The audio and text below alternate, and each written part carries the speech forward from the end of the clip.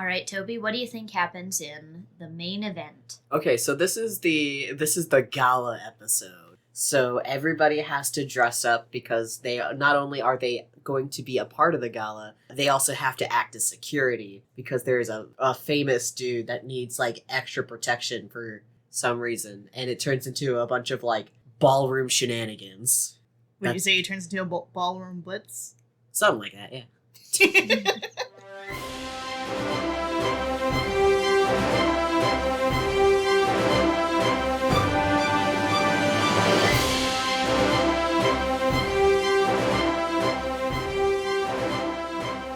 Welcome to Infinity and Rewind, a Buzz Lightyear of Star Command rewatch, contextualization, like fandom review show. I'm your co-host, Victor. I'm your other co-host, Toby. I'm Alexander. And I'm Steele. I'm also here. Wow, we have a guest! We have our first guest. Yay! It's my friend Steele! I've known Steele for so many years. I think it's close to a decade now, isn't it? Or maybe even longer. It probably... Oh yeah, no, you're right. It is over a decade, because like I've known you longer than I've known Victor, and I've known Victor for a decade. Yeah. Oh my gosh. I feel so old. Why don't we start by having you say like your history with Buzz Lightyear Star Command, like as a whole? Okay, well, does that also include Toy Story? Wink. If you wanted to, like, however you came into the fandom, I guess. You know, obviously everyone's heard of Buzz Lightyear through Toy Story, and I was no exception. It was one of my favorite movies when I was a wee little kid. So when I accidentally discovered Buzz Lightyear of Star Command, it was airing on one of the many channels here where I live, dubbed in my native language, and I was very interested in it. I recorded quite a few of the episodes whenever they would come on, but that also got me interested in finding the original episodes in English. Do you remember the old XR fan board? Yep, I certainly do.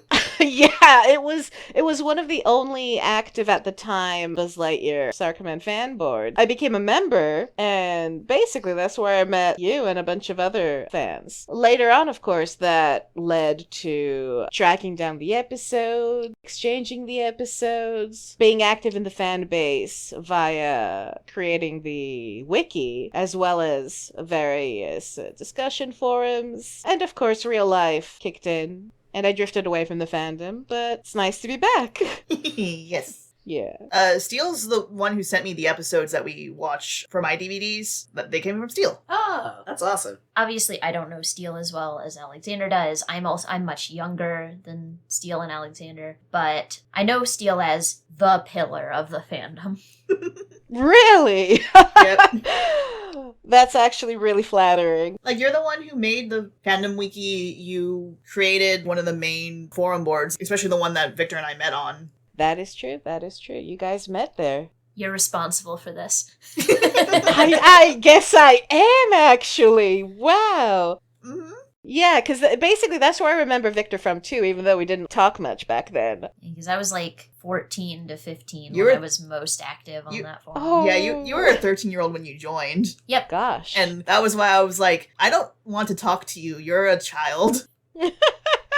And look at you now. Look at us now. Look at us now. We're gay and we're married. And I'm 26. Oh, no. Oh, geez, that was 13 years ago then, huh? Yep. Yeah, I was like, and I'm 36, so that yeah. Gosh. Time sure It flies. sure does. So, shall we get to the discussion of what happens in the main event? Yeah, we watched the main event this week. Hey, Steele, since you're the guest, would you like to tag team with Toby to explain what happens in this episode? Sure, alright. So, the main event, one of my favorite episodes, for completely unbiased reasons. So I've been told. Basically, is one of the first, I think, episodes that don't feature Booster or Mira in any way. Am I correct in that? Yeah, in terms of featuring, they just don't show up at all. They do have a minor role in tag team, as we discussed Oh, yeah. in the last episode, but they just don't show up at all in this episode. Yeah, they don't even get mentioned. Exactly, yeah. And I think it's also our first proper introduction to Norbert Klurm. Mm-hmm. All right, so let's start with the play-by-play, I guess. Yeah, the plot synopsis. So the very beginning, it is like a Dare-style talk that Buzz is putting on for these very interestingly designed aliens. And he is talking about the dangers of all these different things and how you should be responsible, otherwise bad shit will happen. Which was kind of bizarre, the way he was kind of talking to these people. He was super intense for sure. It was wildly intense. Only for, like, in the middle of this talk, one of the aliens who had this sort of radio going on was just hearing a bunch of signals talking about hyper bombs that made him and XR. I forgot XR. XR is also there making that talk much worse, by the way. As he is wont to do. Yeah. Oh yeah, absolutely. And after hearing that there's something going on with hyper bombs, they decide they should probably leave and figure out what's happening with that. I do want to make a quick note of the fact that it doesn't seem like this particular species is actually part of the Galactic Alliance, but they are part of something called a Galaxy Watch, which is very reminiscent of a neighborhood watch. Oh, yeah. Very true. So what are your thoughts on that? Well, it definitely is. It's very early 90s is the thing. That's why when I saw that, I just immediately was like, oh, this is like a dare program of some sort. Because I remember, like, as a kid, at least in my hometown, those were surprisingly intense, having, like, cops show up, talk about drugs, pass around a joint being like, don't smoke this, to a bunch of elementary school kids. I imagine the, like, equivalent of this in the modern day would be giving a cybersecurity chat to a bunch of elderly people. Oh, that's also very true. Yeah. Yeah. So what happens after they leave to go investigate the hyperbombs? They managed to make their way to this lava asteroid, Scintilla 6. Scintilla 6, where they are accosted by Torque, which is wild to see after the first episode with him. Listen, guy just wants some bombs. Dude wants bombs so bad. Do you remember, like, what your opinion on Torque was? He had a big old crush on Buzz in, like, the weirdest way. Like... very obsessed with Buzz, and he really reminds me of Lobo from, like, DC, but, like, a more, I guess you could say, kid-friendly version of him. I really enjoy Torque as a character. I just think that it's neat to see someone who is weirdly charismatic, you know? For sure. I just love the way he talks, and I love his confidence. It's just really fun to watch him. So any episode where he's in, even if it's only for a short, like, cameo, is banging. Hell yeah, we love that. And they get into, like, a very well choreographed fight where XR is once again shattered and just kind of dropped right next to a lava river with his little dome over his head, which was really funny. I did appreciate the fact that Buzz waited long enough to make sure that XR landed safely before taking off, though. That was something I took note of and really liked. I was like, okay, he waited long enough to see if XR would be okay. Head's okay? Alright, we're fine. Let's go. That's the important part. I think that's, like, when it cuts to why they were drawn there in the first place. Yes, it cuts to, I'm going to destroy this man's name. Rent Whistle Swag. You're better at this than saying Warp's How name. am I better at this than saying Warp's name? This is terrible. Okay, I'm sorry. Okay, real quick, what's Warp's name? Warp. Dark. Star. Dark matter. Yes, you got it. Got it. Yay! We just recorded that episode. I know. We were tired.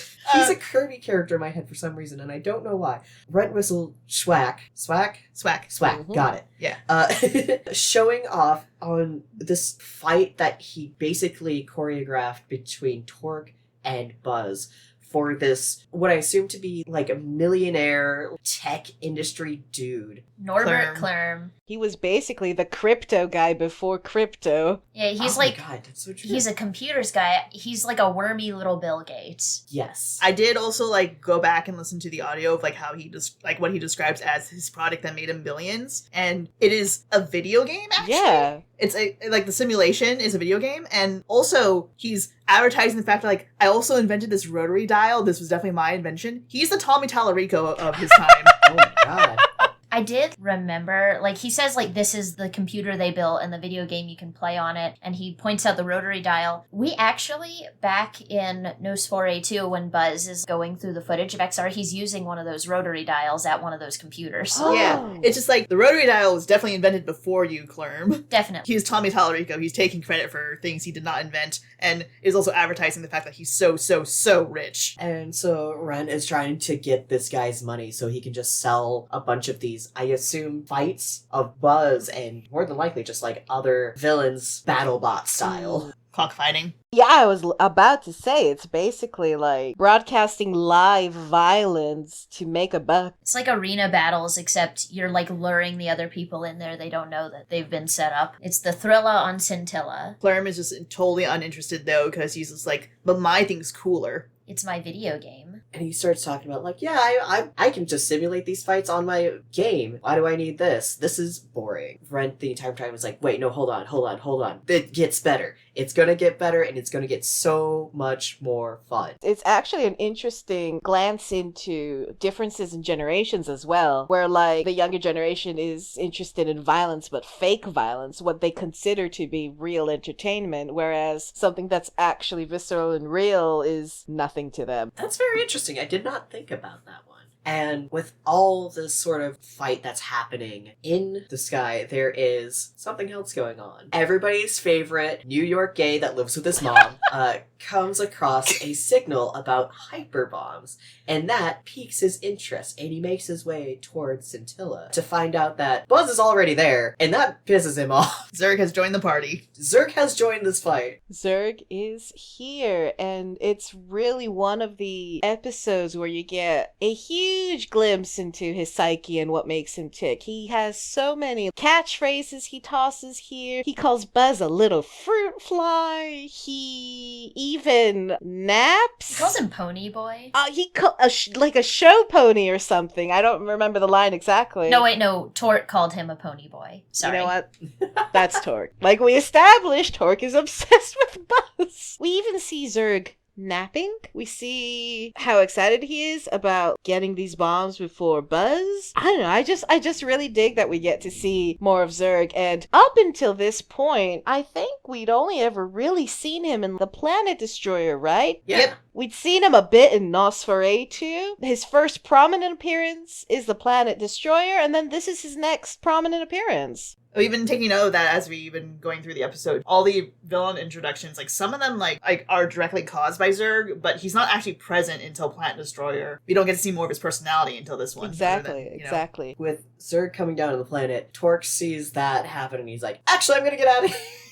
A smart move. Right, Swak is also trying to leave because he's like does not want to get involved with this if Zurg is there. Klurm, meanwhile, is just like, ooh, this seems more interesting now, and I'm gonna get closer to see. I believe this is around the time that Zurg and Buzz like duking out realize like, oh, we were both tricked actually. Zurg is ready to kill Buzz. He has a firing squad of Hornets ready for him. And then the Hornets stop working because Klurm's like trying to make the fight go on longer, so he's like fucking with his signals. Mm-hmm. And I think that's what really tips them off is this isn't right. This is more fucked up than it should be. And that's when they find out and they see the ship. If I remember correctly, Klurm sends his butler bot, which transforms into the robot that's actually in his video game, to, like, deal with them. T-posing and everything. Yeah. And during this whole confrontation, while the bot is busy with Buzz, Zurg slips away and gets to the ship first. And one of my favorite exchanges follows after that, where you see how Klurm is trying to show off to Zurg, and Zurg is just unimpressed. He says something of like, I'm tired of these games, little man. Oh, yes. Yeah. You pointed out the generational differences thing, and it makes sense in this scene too, where Zurg's like, wimps like you are giving evil a bad name. Mhm. This is so trite and boring. I'm just gonna start blowing shit up. Basically, yeah. I have to point out, Zurg destroys Clorm's computer, and Clorm's immediate reaction is like, you broke it. It didn't even belong to you. It's like, what do you expect? Like a little school kid whose favorite toy was just destroyed by a bully. He expects bureaucracy. Which Zurg will not stand for. Doesn't he, like, threaten, like, to call his lawyers on Zurg, Yeah. too? Like, I know he threatens to call them on Buzz later, but, like, he tries it on Zurg first, and just, you do not know what you're messing with. Exactly, like Zurg just literally doesn't care. Like, you may be rich, but I have guns. Yeah. And style. I wanted to talk about that, actually. Megamind and his whole thing about presentation? Zurg did it first. Yeah. Zurg gets it. Yep. Zurg gets that you need to have a certain aesthetic, you need to have a certain vibe. That's what being a villain is about. It's not about being rich, it's not about having access to lawyers or getting away with shit. It's about the aesthetic. And I appreciate that in a good villain. The difference between being evil and being an evil emperor. Yeah. Real.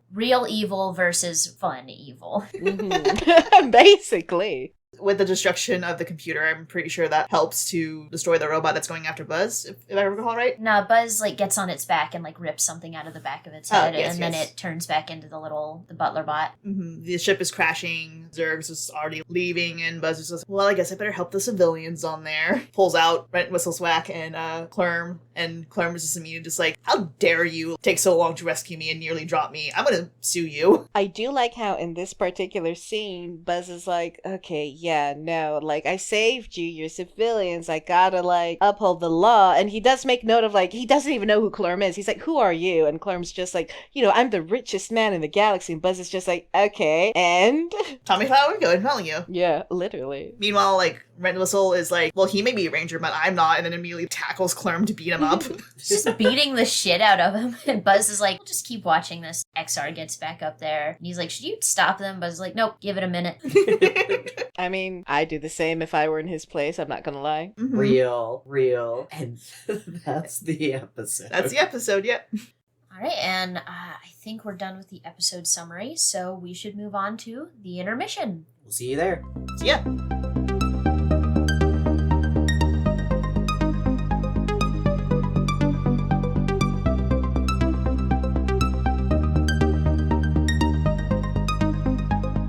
Welcome to the intermission. Normally, we would do some kind of torturous quiz to Toby, but since we have our special guest Steele here today, we are going to have an interview.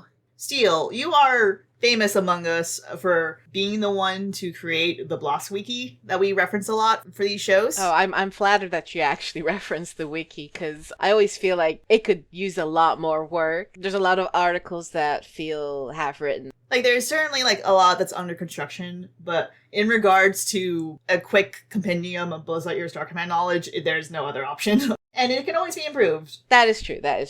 Moving it off of fandom, for one. Yeah, but that's a problem for another day. Yeah. So, Toby, do you have any questions, being new to the fandom, to somebody who has been in the fandom and has created the wiki? Yeah, I do. Actually, I have a couple of questions. Just starting off with the wiki in general. What actually got you started on actually making the wiki? Was it just pure motivation, or did you have a team of people behind you? Was this a solo project? Well, when I first made the wiki, my source of inspiration was, honestly, the Star Trek wiki was a very big source of inspiration to start it off, because I just really appreciated having a database of information that I could reference whenever I needed to.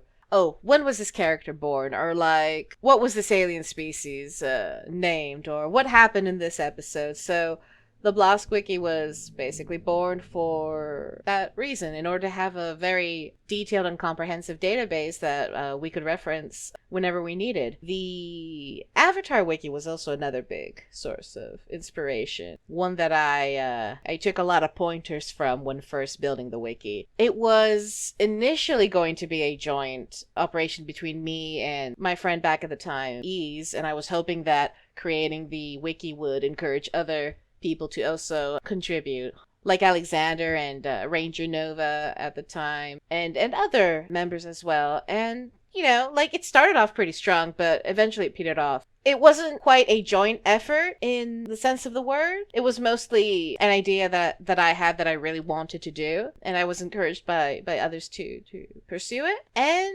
most of the contributions since have been by people who just visit the wiki, and some members who, have been around every so often. I think it definitely died down 3 or 4 years after its creation, but I've been hoping to tweak things on the wiki again. And because when I first made the wiki, it was not fandom, it was wikia. So a lot of the edits and for example, like the theme back then, there was only one theme. And I had chosen a dark theme, but now you can choose a dark and light theme. There were like a lot of technical things about the wiki that changed since I had last edited it. So those are things that I need to take into consideration moving forwards. Considering the fact that there's basically like a new generation of fans that I've noticed are alive and well on Tumblr, I do hope that we can encourage the fandom on a whole to perhaps start editing the wiki again in order to make it the comprehensive database that it can hopefully be someday. Absolutely, for sure. Following up with that, is there a particular contribution to the wiki that you're proud of, or just one that you find to be very interesting that somebody else did? I did actually notice the other day that there have been a lot of contributions made to Zurg's page that were very detailed, and I'm not sure if they were all written by the same person or if they were written like bit by bit throughout the years, but his page seems kind of interesting. Another thing that I also noticed, however, is that there's a lot of speculation and conjecture in certain parts of the wiki because we simply do not have enough information at our disposal when it comes to lore details in the show. So that's something that moving forward I would like to smooth out, because we should probably avoid theorizing and conjecture and stick to the basic facts, because that's what a wiki should be about. For sure. Definitely avoid the Silent Hill wiki problem. Oh, I'm not familiar, but if you're mentioning that, it's probably a doozy. It's probably one of the more infamous wiki things that I personally know about, but I can definitely tell you about that one off podcast, because it is pretty wild. Yeah, for sure. You and I were talking about this prior to recording, Steele, the concept of people going onto the wiki and just making up facts. Like someone had made up an episode, you said? Oh yeah, that was like a very recent thing. Someone was trying to add a quote-unquote new episode when our wiki doesn't allow fan fiction. There are some wikis that allow fanon, I think. The Avatar wiki is one that also allows fanon, but I know for a fact that the Owl House wiki doesn't. There's a separate Owl House wiki for fanon, which I think is a good stance to have, because wikis are Wikipedia itself. They should be for information. They shouldn't be for like things that aren't actually pertinent to the series. If you want to make a fanfic or like have fanon content, that should be in the appropriate place, in my opinion, because it goes back to the whole conjecture angle. Right on. I think the last question I really have is not wiki specific, but more about your particular time with the fandom. Is there something in your history of just being in this fandom that you adored about it? Was there something that was really interesting that you always like look back into the fandom? Basically, what did you like best about the fandom during your time in the fandom? I think what I liked and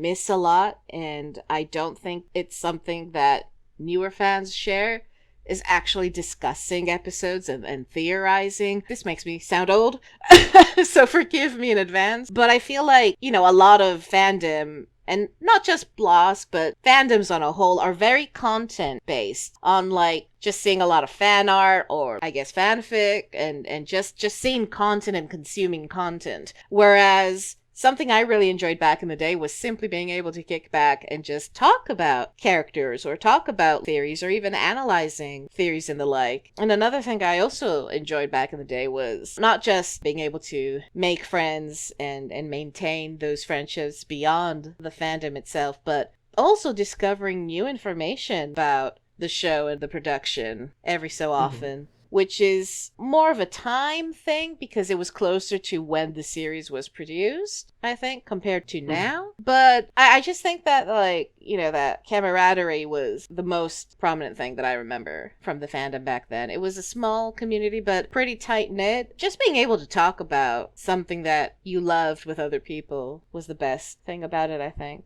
Oh yeah, absolutely. I do remember like the days where we would go through and find every background ranger possible and come up with fan identities for them, and some of them got wild and weird. Listen, on that note alone, the fact that sometimes you can find storyboard art and that one sheet in that pile of storyboard art you guys got, which gives names to 3 of the background rangers, you have no idea how much that fueled me and how much I really want to get my hands on those so that I could actually start adding some of that information to the wiki. Because one thing, not to go back to the wiki, but something that I also find really important when you're creating a wiki and compiling information for a wiki is having proper references and being able to actually like have evidence, quote unquote, for what it is you're saying on the wiki. So being able to be like, hey, this species, like in this episode, the species in the main event, I believe on one of those storyboards actually calls them Molnars or something. So the whole Molnar loaf that they mentioned in the beginning of the episode is the name of their species, which, in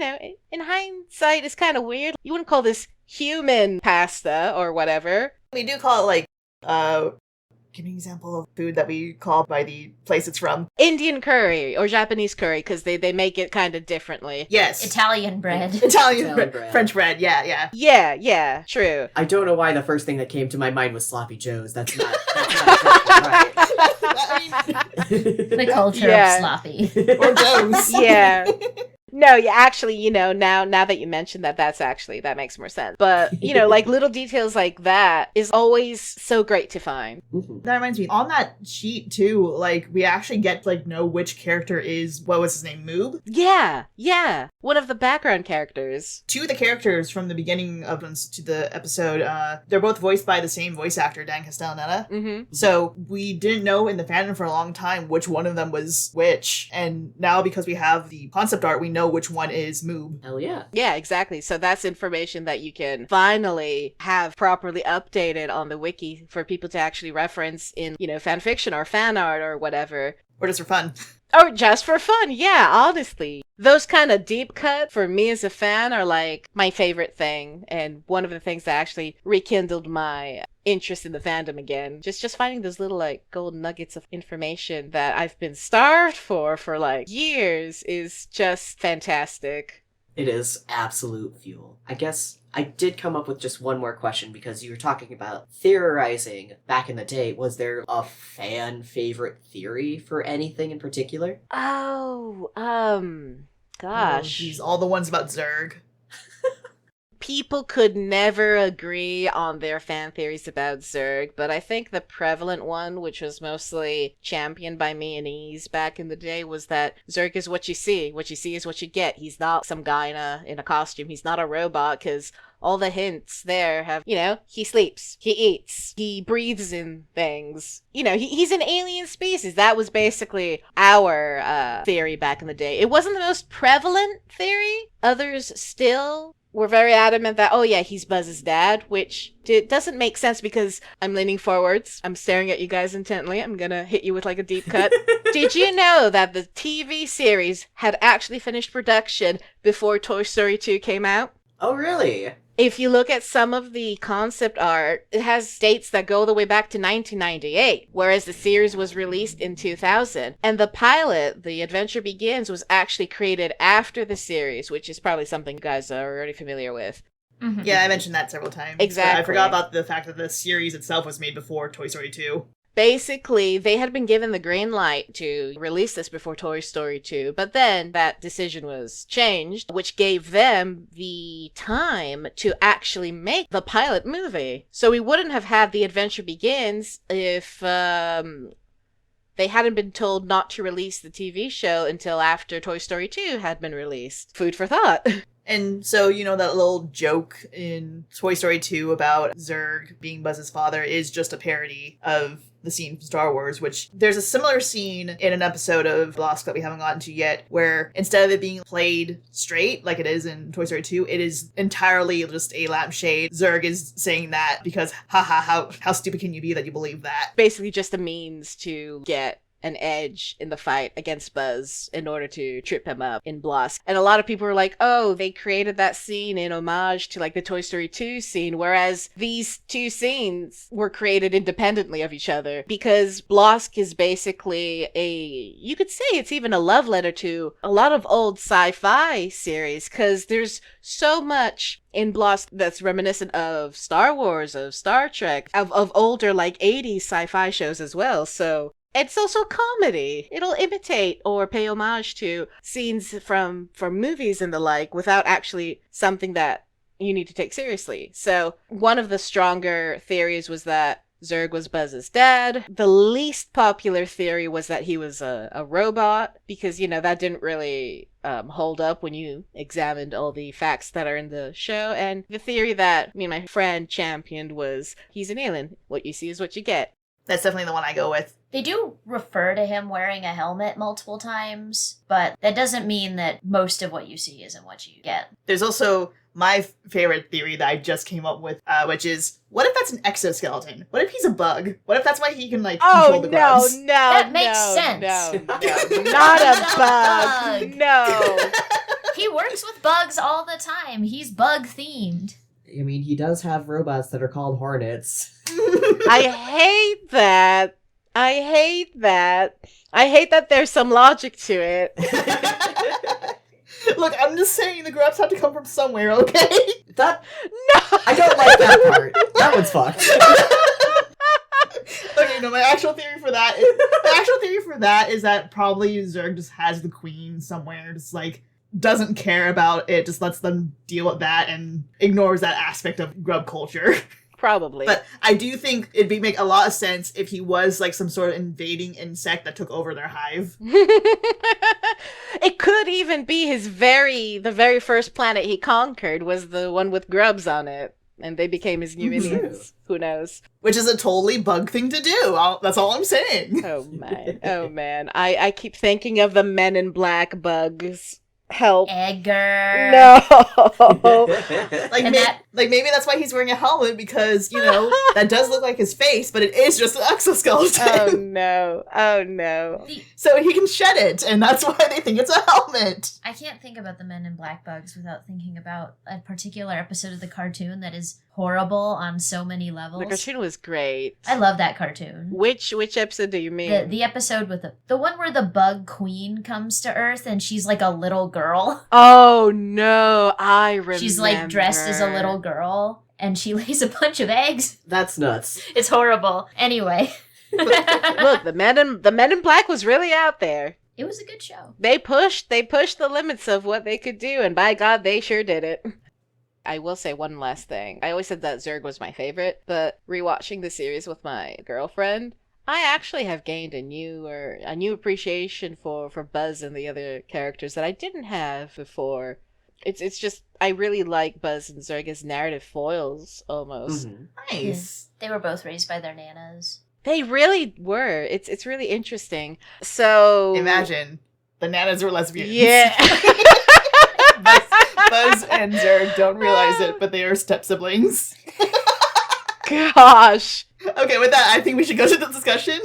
Yeah. No, too long didn't read. Rewatches are worth it because you gain new appreciation for things you didn't think about the first couple times around. Absolutely. Thank you so much, Steele. All right, to the discussion. To the discussion. See you there.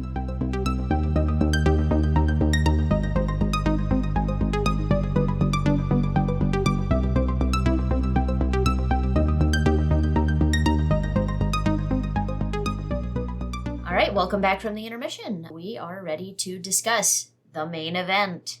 Oh boy. So I really liked this episode. This was a lot of fun. It was really bouncy. The animation was really good. The models were definitely different. Both Buzz and Zurg were a little bit more round in the chest. Less boxy than last couple previous episodes, but it was nice. It was a nice little, like, softer redesign. The one big thing that I noted is Norbert looks like a LucasArts point-and-click adventure side character.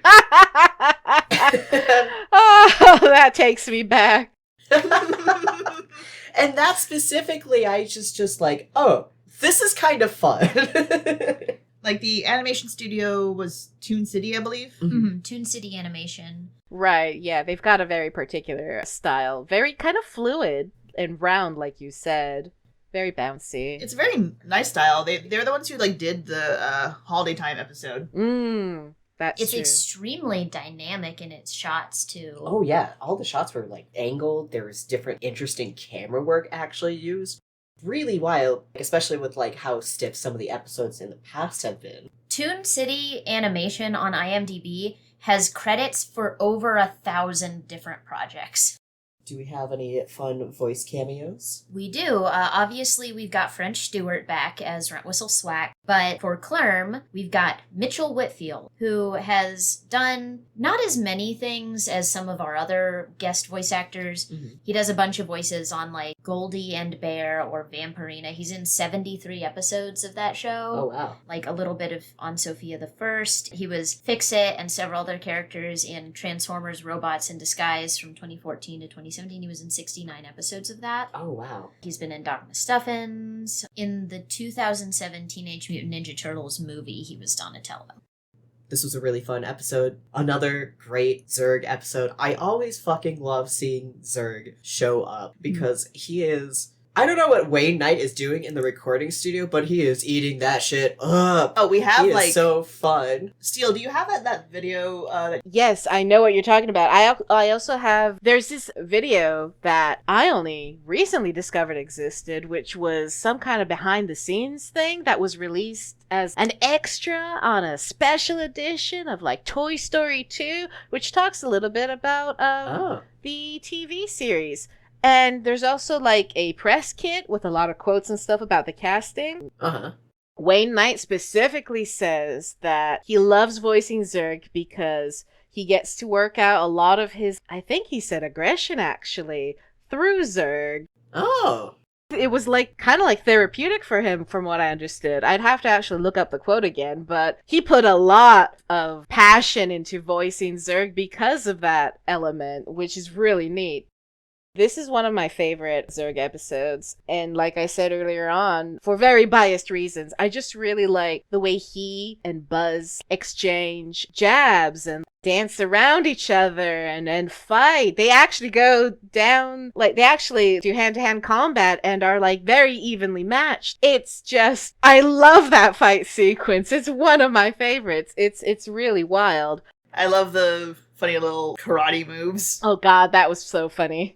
I love Zurg doing a thing with his hand. He's like, are you familiar with the death grip? Are you familiar with an Elfusian death grip? Intimately. Buzz goes, yeah, I know it. Bring it on. Yeah, and that goes back to something I mentioned earlier with Megamind and about how, like, a villain has certain, like, ways in how he's supposed to function and work, because another thing that Megamind really liked was the way that he and Metro Man would talk a lot and have that back-to-back banter, which is another thing that we see here with Zurg and Buzz. It's like one of those crucial hero versus villain elements that we grew up with and was like a hallmark of that time. It's not something that you really see a lot in modern shows, I don't think, actually. Not without some kind of twist to it, for sure. Yeah, exactly.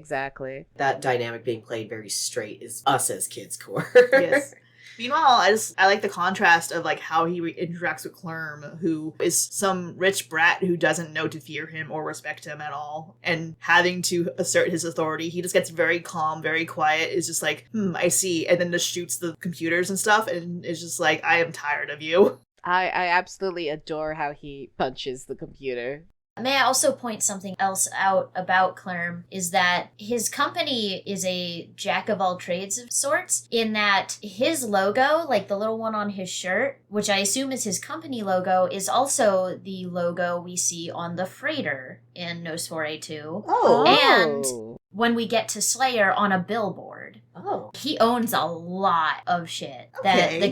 That logo appears multiple times throughout the series. I didn't realize that. That's fun. I like how they tie things together like that. It's really cool. It's kind of like seeing LexCorp in the background in like DC shows. You're like, oh right, yeah, LexCorp. If you know, you know. Coming back to the episodes, I know you touched on this a little bit, Steele, but how was it for all of y'all who are old heads coming back to the episode? This is one I haven't seen in quite some time, so it was really cool to come back to. I like this one a lot. I liked overhearing that you forgot that Torque was in it, even though I told you like several times in the past that, yeah, Torque's in this one. Yeah, I just entirely forgot that Torque was in it. I hadn't seen this one in a while either. I completely forgot how useless XR was in it. Yeah, like I feel like he was just included for, I guess, flavor reasons, you know? Like, as soon as they were like, well, we don't have much to do with this guy, they just kind of put a box over him, literally. Yeah. Mm-hmm. I hate Clerm. I absolutely hate him. He's just the most annoying. Oh, his voice grates on my nerves. And that, you know, when a voice does that, the voice actor's doing a good job. Mhm. Such a great job. I hate him. Like, that's the reason I don't watch this episode. Like, the reason I don't watch this episode is because of Clerm. That is a shame because of the Buzz and Zurg fight. Yeah, even with all the, like, good merits about it, I hate the little worm. I'm crushed. Buzz should have let him fall. You should have let Rent Whistle Swack finish the job. When Buzz is, like, letting Rent Whistle Swack beat up Worm, and XR kind of rolls past them up to Buzz and just... What's with that? I'll break it up when I get around to it. Buzz? Just a little longer. XR just points off screen at what is happening with Swack and Worm again, and is just like, Buzz? And Buzz is just like, in a moment. What's happening at that point? Like, how bad did it get? Also, I was wrong. It's not the same logo on the freighter. It's very, very similar, though. It is a circle with little triangles in it. I mean... Because it makes a K on the Clerm one. Oh, I see. And the freighter does not. It's actually just kind of Nose 482 shape. That's funny. That's fun. Oh, I also found that quote I was talking about. Wayne Knight said about Zurg and voicing Zurg, everyone has a dark side, and as Zurg, I get the freedom to express all those things that you wouldn't normally say in life. I get to vent all of that in the sound booth, and this allows me to be a much nicer person in life. It's sort of therapy through animation. I do love this quote in the press release that you sent us, that Knight said of, "This series represents the classic struggle between good and evil. The Space Rangers rule through teamwork and goodwill, while I rule through edicts and just pure nastiness. It's a lot like Hollywood." It's a lot like Hollywood, indeed. So with that, with this episode, was there anything super big that people latched onto because of this episode? Is there anything about this episode that kind of made theories and the fandom or anything like that? It made people hate Clerm. Our first official introduction to Clerm. Unfortunately, not the last. A truly hateable villain. But definitely, it set the tone for his character from the get-go. And I don't think there's anybody who likes Clerm. And you know what? Good. He's made to be hateable. Exactly. I even found myself rooting for Rent Whistle Swack when he was beating Clerm up. I was just like, yeah, you get him. He doesn't appreciate actually going through all those hoops and circles to get villains to fight heroes and all the intricacies of that. Your hard work has not been recognized, and I am so sorry for you. I do want to mention, the last time we saw Rent Whistle Swack was back in the Beast of Karn a few episodes ago. Like 2 episodes Like ago. 2 episodes ago. And he was like left to be Monster Chow on the planet along with like all those poachers. He survived. The fact that he survived but none of the others ever show up again, to my recollection. He got out of there while the getting was good. He's a survivor. He knows how to get around. He knows how to steal a ship and hotwire it. Exactly. He's not a rich, pompous ass. He caters to rich, pompous asses, but he's not like them. He's a working man. Class solidarity. Let's go. Exactly. Exactly. I have a couple of questions for you, Steele, if that's okay. Yeah, absolutely. One, I just want to ask in general, what makes Zurg your favorite character? Like, what draws you to him above everybody else? See, that's interesting. It's a really interesting question because I actually don't like villains much. He is one of the rare exceptions where I like a villain and enjoy a villain. He and one other exception, but, you know, that's not the time and place. The thing that I enjoy about Zurg, I think, is just that even though he loses, he keeps getting back up again. He's actually really hardworking and really confident. Everything he says is so funny, but he says it so seriously. It's actually kind of inspiring. You're like, yes, live your best life. He's got conviction. He does have conviction, and I like that. I was thinking back to the pilot movie where he describes Agent Z as having a naughty Tunch and Lingenberry. Yeah. Yes! He says the funniest things. That really roasts my rutabagas. That really burns my toast. Buzz, you ignorant boob. Buzz, you little fruit fly. So funny.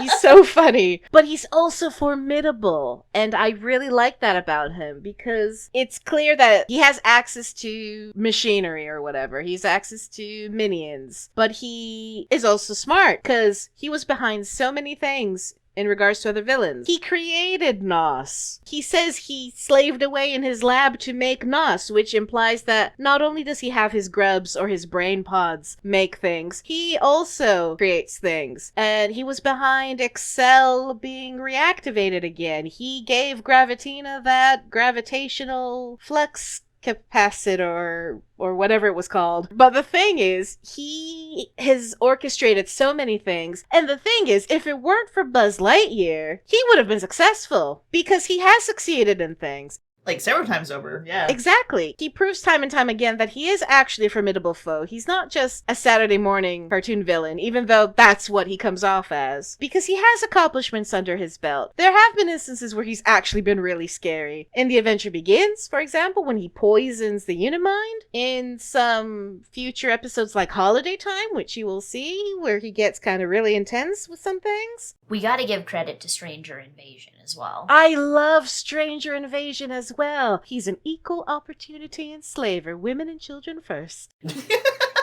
Planet Destroyer proves if Buzz didn't believe Mira that they needed to go to this different location completely, he would have just had the entire Galactic Alliance. They just managed to eke out a victory in time because Buzz chose to believe Mira. Exactly. This close to getting everything he wanted. And I don't know, I think it's the layers. It's because at first glance it doesn't seem like he has layers, but when you actually sit down to think about it, it's like, no, actually, yeah, he has gotten close to winning. He isn't just a guy who says silly shit. He can actually, like, kick your ass. There's this one scene in Stranger Invasion where he literally catches a rocket with his bare hands. Epic scene, in my opinion, as a Zurg fan.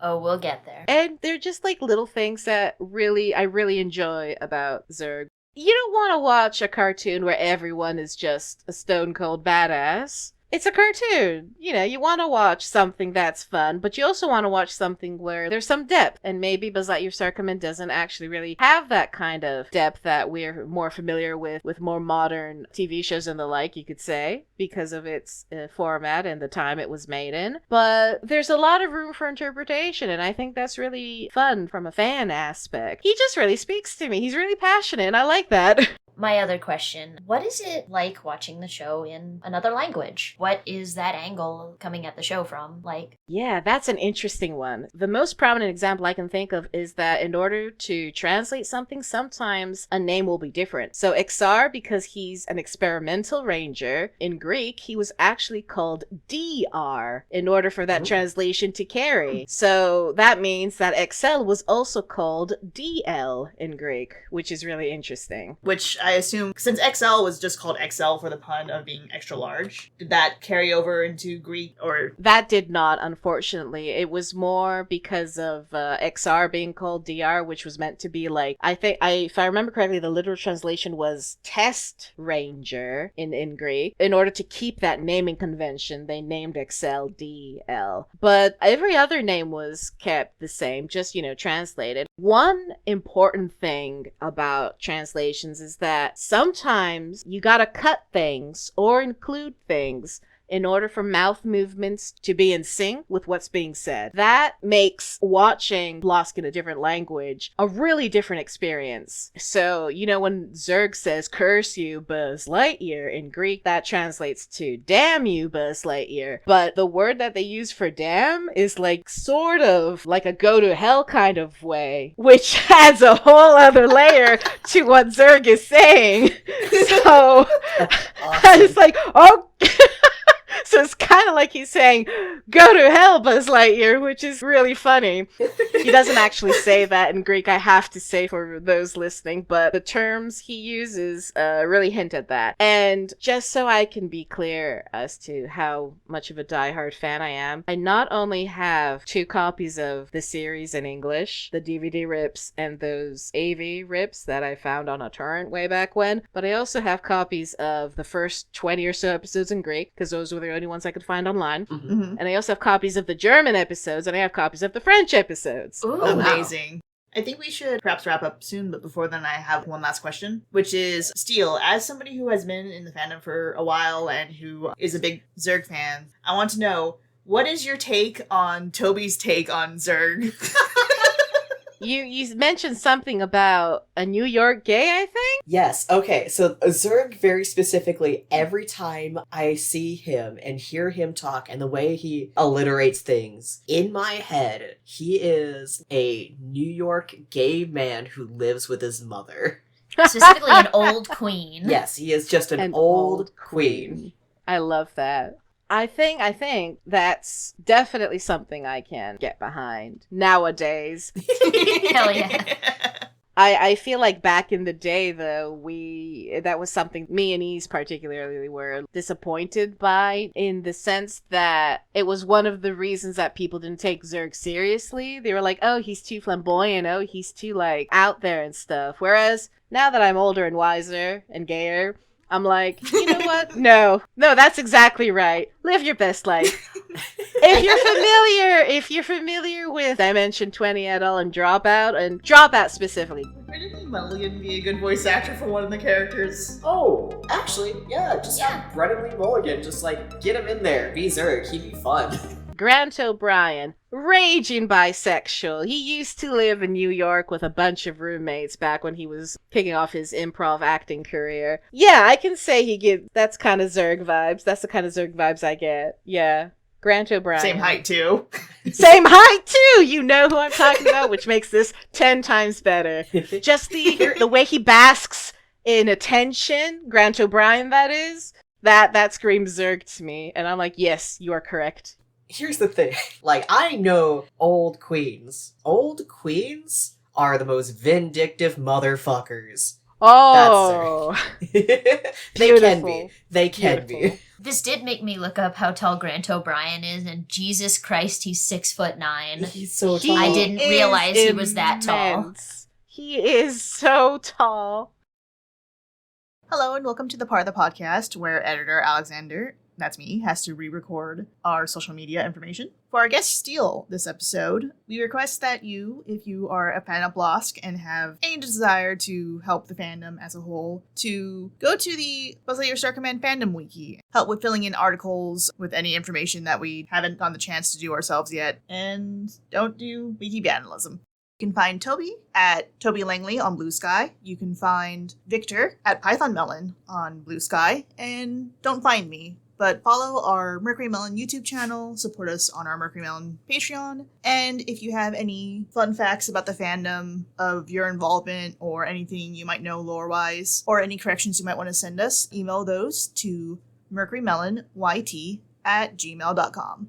And so how do we close out the show? All space cops are bastards. A scab. Ace Cab. Bye! Bye-bye. Bye.